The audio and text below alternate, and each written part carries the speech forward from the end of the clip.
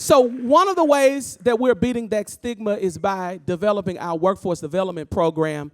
And what we're going to do now is I'm going to invite up to the stage this young man who has been with us for quite some time now, Marlon Ross. He is the leader of our workforce development program.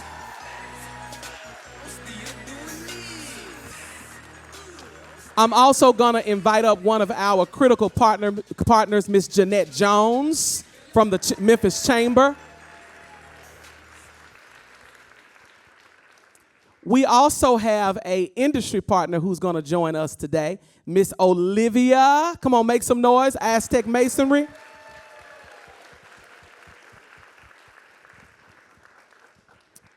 I'm also going to invite up a grandparent of one of our workforce development young men, Miss Lisa Joyner.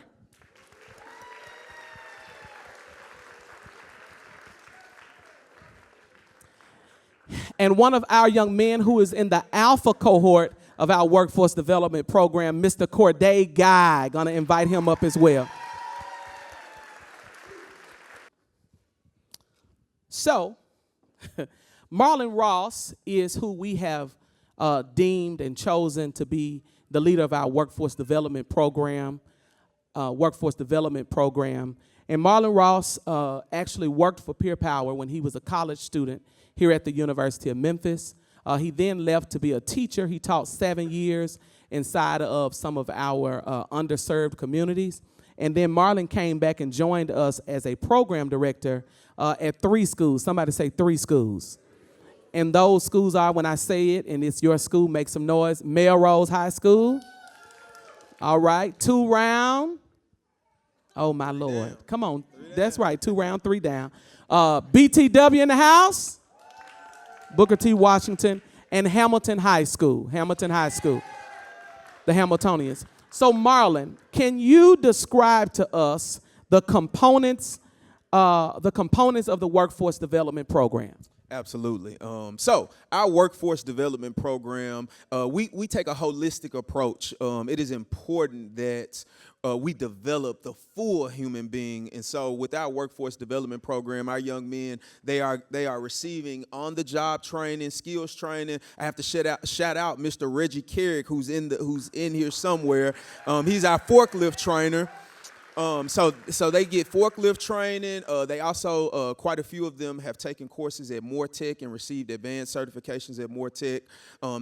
There's a fitness and wellness component. I also have to shout out our other partner, Mr. Randy Dixon, in the building as well.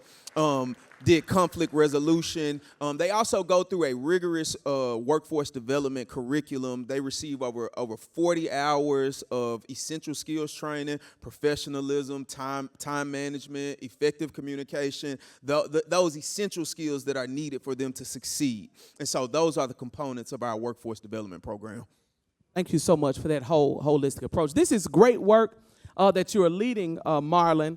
And what I want to do now is ask your team later on. They're going to join us on the stage. You can't do this alone. This type of work, you just cannot do it alone. And we have to have staff internally to help us do the work. But we also need partners. I keep saying to you that as Peer Power, we understand the necessity of having partners in this work. And one of our partners is the Greater Memphis Chamber. And Miss Jeanette Jones is here. I could explain what she does. But I want you, Jeanette, if you would, please tell us what you do for the Greater Memphis Chamber and what have you observed in terms of industry needs? Okay. Good morning, everyone. So my role at the Chamber, I am the Director of Existing Business and the Manufacturing Industry Council Director. It's a mouthful. Ultimately, it's just to make sure that companies have what they need to stay and grow in Memphis. That role has shifted. It started out about helping companies to expand their footprint in Memphis, but it's shifted. Post-COVID, it's about workforce. It's about talent pipelines. After COVID, people didn't go back to work. So companies had to figure out what do we need to do to make sure that we can keep our doors open. So they reached out to the chamber and said, let's see how we can solve this. So in my space, I meet with major companies, mainly manufacturing companies, every day, trying to figure out what their needs are. So we have something that we call P3 projects, pain point projects, and that's just to find out what's keeping them up at night. every company that I talk to say workforce. So we decided to take on this initiative. We're going to meet with high school students and even middle school students. And the manufacturer said, we'll raise our hand, we'll open up our doors, and we want them to come and tour our companies. What people don't really understand or realize, there are 1,132 manufacturers in the city of Memphis that contributes $11.7 billion to our gross regional product. So that's a lot of money. Manufacturing was always frowned upon, but these are really good, sustainable jobs. It's not what you think it is, and that's why we've taken on the opportunity from the companies to tour to let students see what's in our city. I call them our assets of our city. So we know that students can't be what they can't see, so that's why we do these tours of Stryker and Medtronics and Steel Warehouse so that the students can see. So I can go on and on. I'm a talker, so I'm going to stop right there and let someone else speak. Thank you so much, Jeanette. Can y'all just put your hands together for her as a partner? She's really helped us build the program and connect us to industry partners, as you can see. And this correlates with our student-centered model that set the foundation for Peer Power 20 years ago. And because we're student-centered, everybody say student-centered. Student-centered. Because we're student-centered, we have the opportunity to still work with amazing young people, even in this program. And one of those young men have joined us on stage. He was in the Alpha cohort, and his name is Corday Guy. So I have a specific question for you, Corday. And, I will tell you that we are all right with not scripting our students, because from the hearts of students is oftentimes where you get the real deal. Scripture says, out of the mouth of babes. I got a church in here. This is all right with me. Awesome. Out of the mouth of babes, right? And so, Corday, a lot of people have negative things to say about young men in the Memphis community. They look at how young men are portrayed on the news, but you and your Alpha cohort peers, as well as the Beta cohort, are everything but what the statistics show. What has this program meant for you?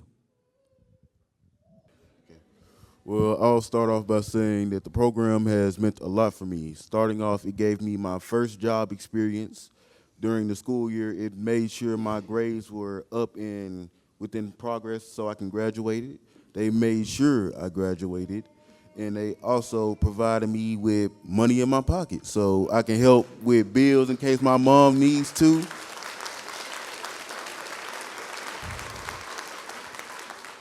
Another thing, they provided us with a safe place to work and learn, such as when we were doing our forklift license at Olympic Training Center, we were well within guaranteed that we had safety and that we were going to learn. Next, we ventured off into emotional learning to where we can learn how to manage our emotions in workplace and how to deal with conflict and how to resolve conflict. After that, we ventured off into Miss Olivia's field of work at Aztec Masonry, where we learned cooperative teamwork. So where we we gathered our materials to build a wall, laid out the parameters of the wall, then proceeded to build it. So overall, I've learned much through Peer Power's workforce development, and I'm very thankful that they gave me the opportunity.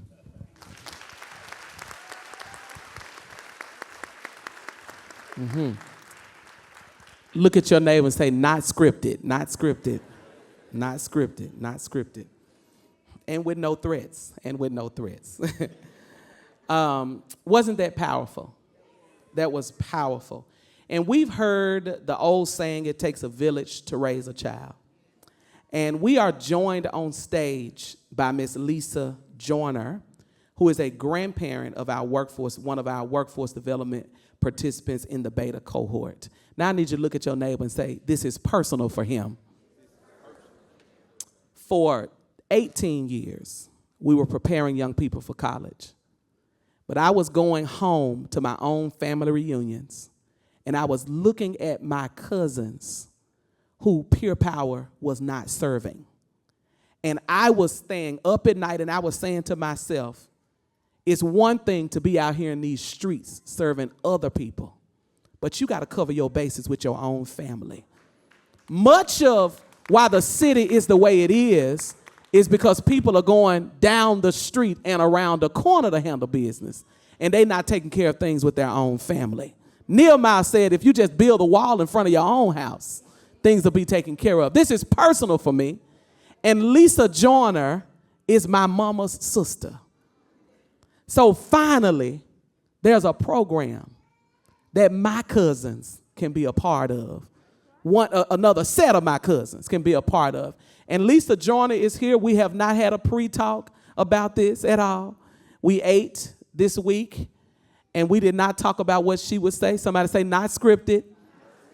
Can you please share from the perspective of a grandparent as a part of the village that it takes to raise our children? Thank you for this opportunity. Hello, everyone, from the grandmother, proud grandmother. Every day we hear something negative about our children. Today, I'm proud to say some good news. Look at the teenagers as they come out, as they sprout into adulthood, being nurtured by the men that are trying to change our society in a way that is needed. We can call this program, Let's Make Memphis Great Again.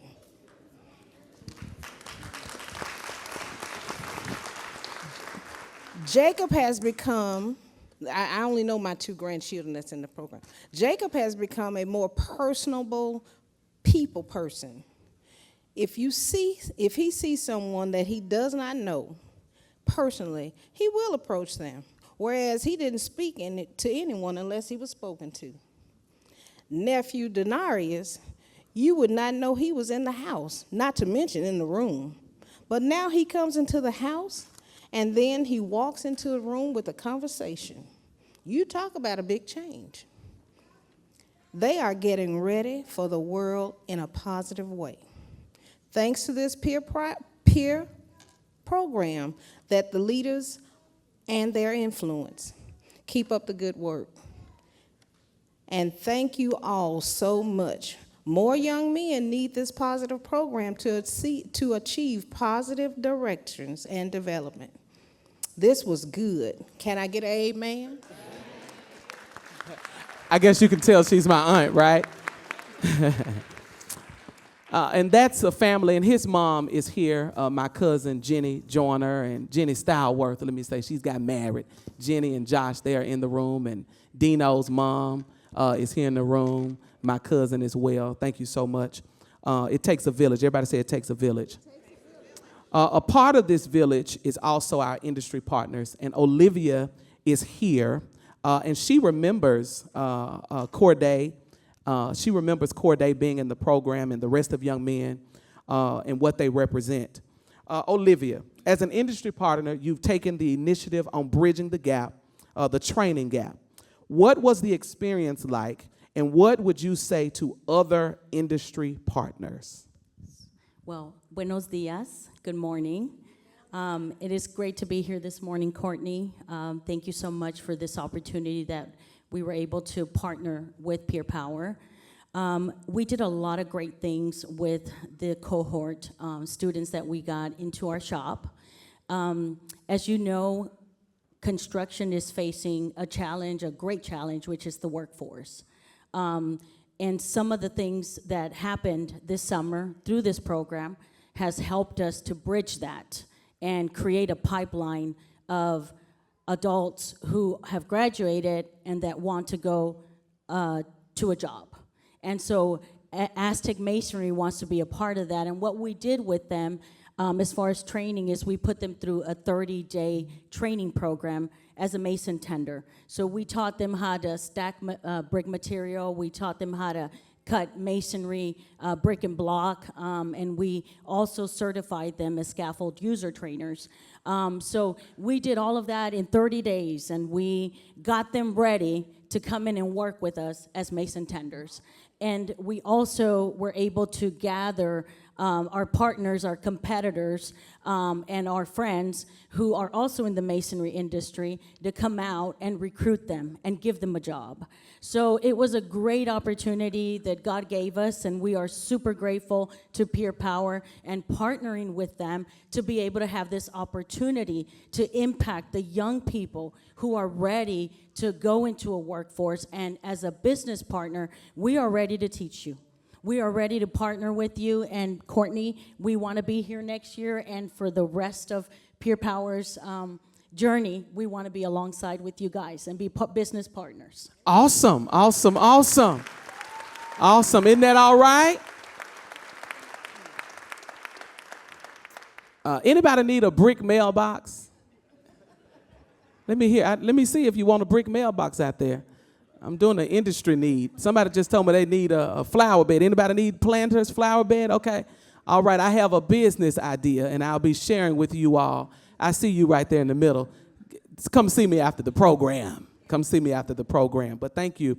Jeanette, one more thing.